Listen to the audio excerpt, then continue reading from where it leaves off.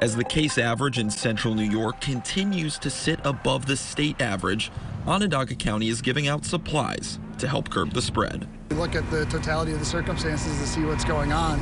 We're going to get the resources into the community, the way we have throughout this. And it couldn't have come at a better time. We are seeing a sustained rise in cases in central New York. So that includes the counties of Onondaga, Oswego, Madison, Cortland, and Cayuga.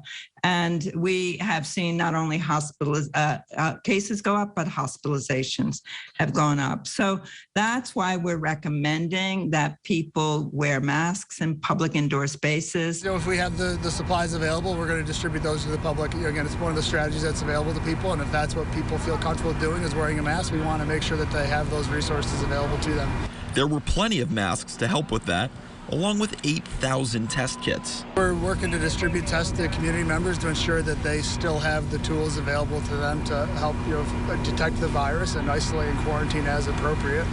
So overall, we're prepared to deliver as many test kits as we can in this 2.5 hours. And fortunately, things have been going very well, and we have a good traffic flow. While the need for those tools may not be as high as it was a few months ago, it's the way we're headed that worries Dr. Bassett. But the problem is the trend line.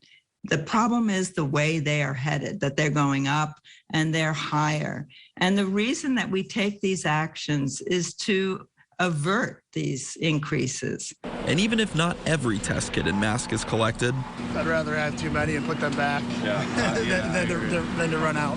Taking advantage of the tools to help keep the community safe, no matter how you get there. In Syracuse, Casey Honigbaum, News Channel 9. And as of right now, the county does not have another test kit distribution site planned, but Ware says that they will continue to monitor the numbers and provide help as needed. Coming up on News Channel 9 at 5:30, we are joined by the State Health Commissioner, Dr. Mary Bassett.